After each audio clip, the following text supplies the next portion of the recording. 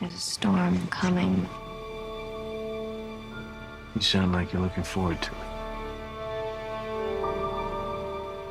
I'm adaptable. What are you? Gotham's reckoning. What we're constructing here is a very, very elemental conflict between good and evil. Why didn't you just kill me? Your punishment must be more severe. Did they kill him? I'm not sure. It's the true completion. I won't bury you. Buried enough members of the Wayne family. It takes everything to a whole new level. We were in this together, and then you were gone. It's a multi-layered story with massive amounts of action. The Batman has to come back. Chris was able to amp up the stakes for this last movie and really take it to places that I don't think anyone's expecting. What if it doesn't exist anymore? She must.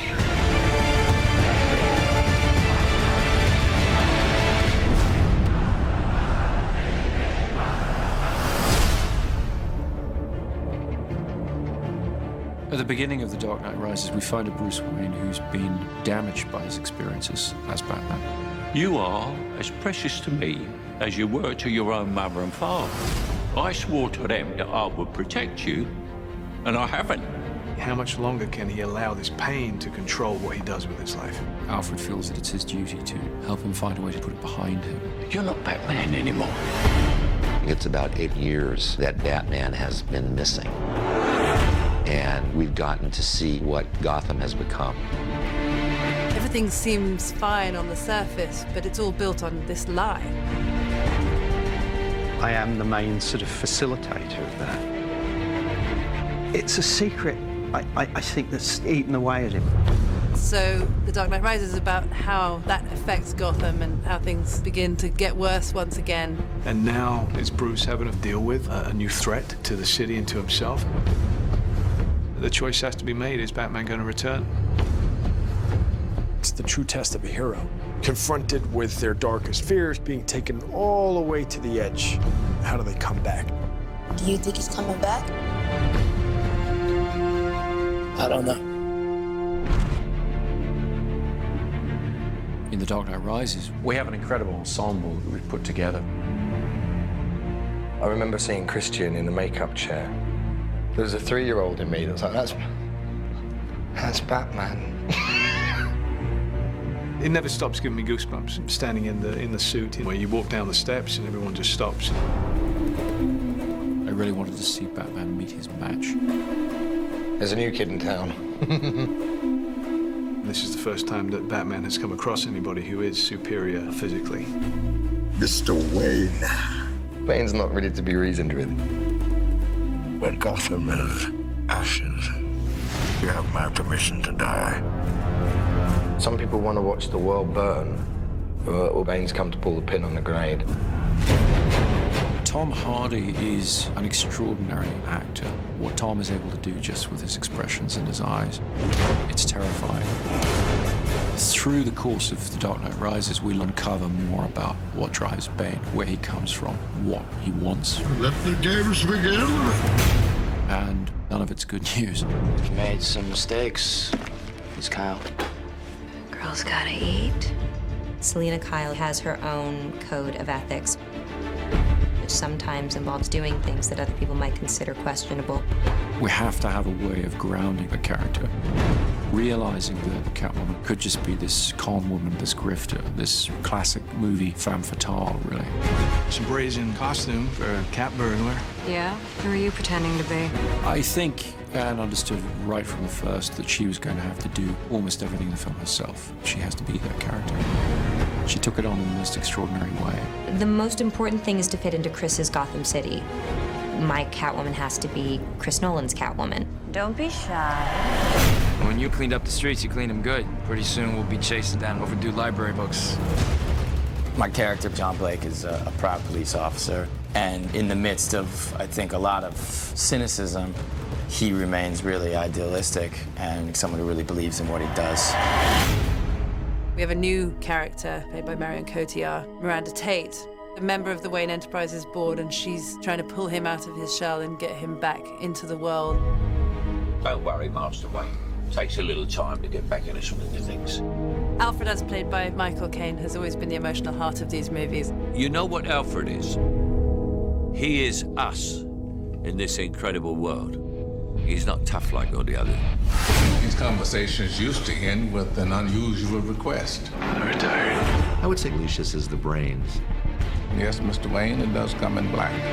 But he also has grown to have a great fondness for Bruce. Lucius and Alfred. Between the two of them, we try to keep his moral compass pointed in the right direction. And Commissioner Gordon, to some extent, has been left on his own running the police in Gotham. Jim Gordon really is the conscience of Batman, isn't he? What's great with Batman's allies is that they really bring interesting questions that Bruce has to answer in his life.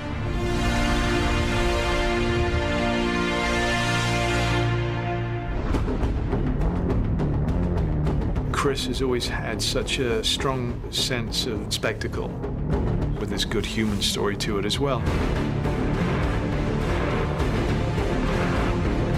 He turns those big action movies into something very intimate and emotional.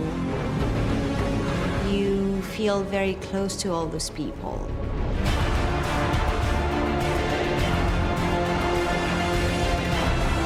In every movie that Chris has made on the Dark Knight trilogy, he's been able to keep to great filmmaking in terms of the great characters and the great character arcs. He creates whole worlds that you really can get lost in.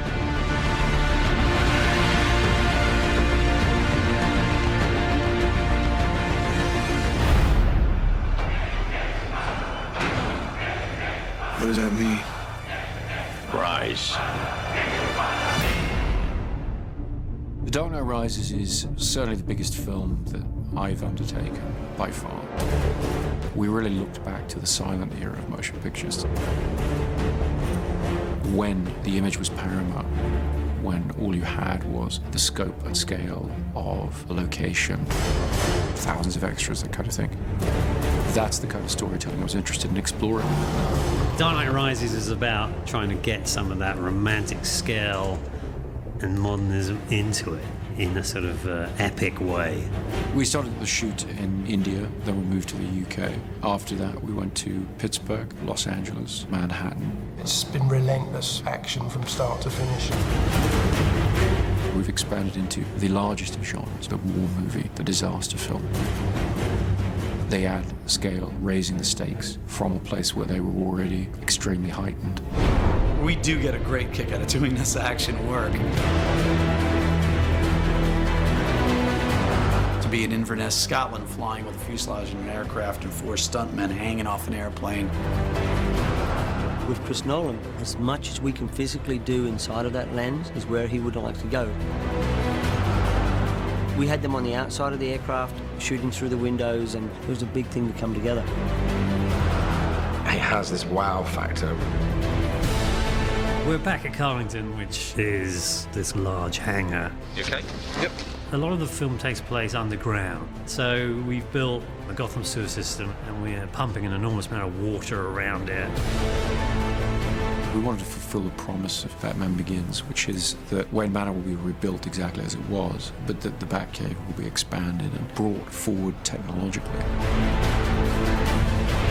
My mother warned me about getting into cars with strange men. This isn't a car. One of the biggest creations was the new flying vehicle, the Bat. It's a big insect. It's nearly 30 foot long and 17 foot wide. It needs to travel very fast up roads. It needs to climb up over buildings. Chris Corbould and Chris's designs are just phenomenal. It's a wonderful new gadget. We have a big stadium that we have to blow up. The Pittsburgh Steelers have kindly allowed us their stadium. We had almost 11,000 people turn up for one day's shooting to play fans of the Gotham Rogues.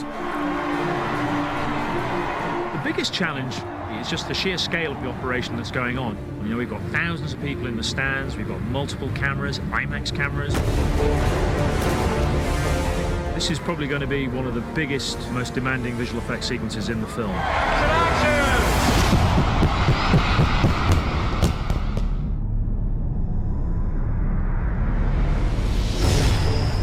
To up the scale of the city, and there's only one place that you can do that, and that's New York.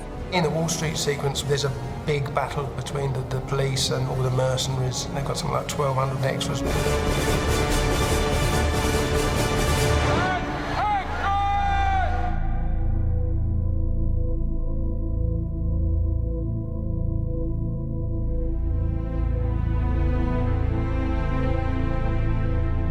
Chris really did want to shoot everything as real as possible, so there's no visual effects enhancing the amount of people that are in that scene.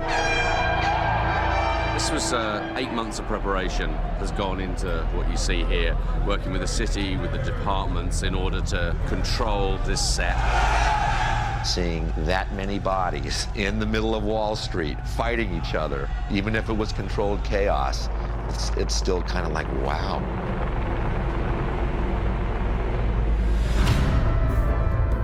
People of Gotham, we have not abandoned you. What does that mean? It means we're on our own. This is certainly the biggest movie that I've ever worked on. But then emotionally, it feels like something that a lot of people can tap into. It's wonderful. It kind of brings things full circle. You see only one end to your journey. Sometimes a man rises from the darkness.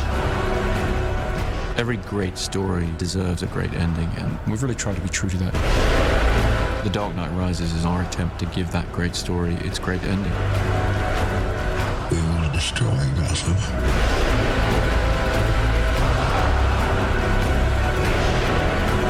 What now? War. You don't owe these people anymore. You've given them everything.